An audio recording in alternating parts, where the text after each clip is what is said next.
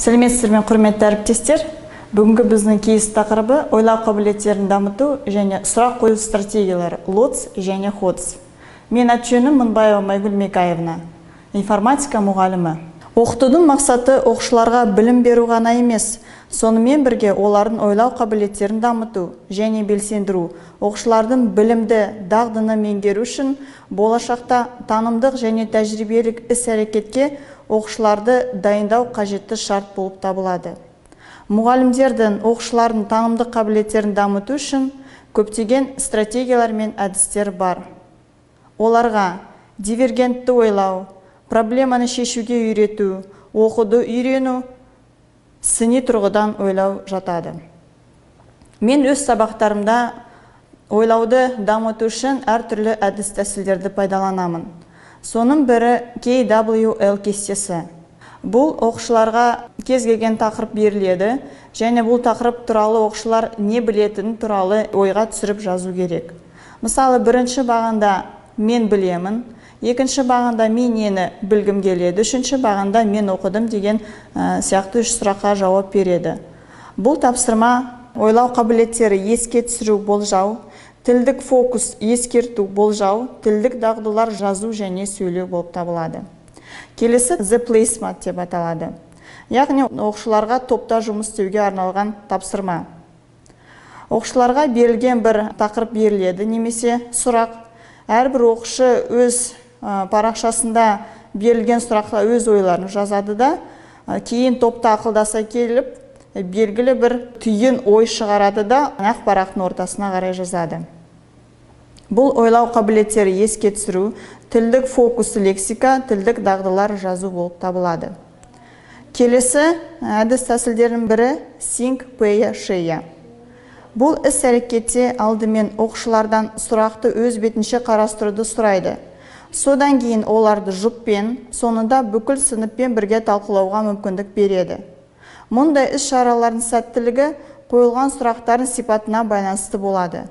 Бұл әрекет терең ойлауды, мәселелерді шешуді, немесе сыни талдауды ынталандыратын сұрақтармен өте жақсы жұмыс істейді.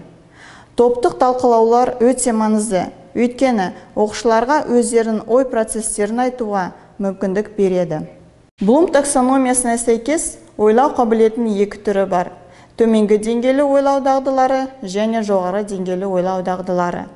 Төменгі деңгейлі ойлау дағдыларына білу, түсіну, қолдану жатса, жоғарғы деңгейлі ойлау дағдыларына талдау, бағалау және құру жатады. Төменгі деңгейлі ойлау дағдылары жоғары деңгейлі ойлауға көшу үшін қажетті дағдылар негізі. Бұл мектеп жүйесінде өте жақсы оқытылатын оқу және жазу сияқты әрекеттерді қамтитын дағдылар. Оларға мысалы кім, қашан, қайда, неге және тағы басқа сұрақтарды жатқызуға болады. Жоғарғы деңгейлі ойлау дағдылары ХОЦ. Олар мұғалімдерге сабақ кезінде де, оларды қолдану үшін де қажет.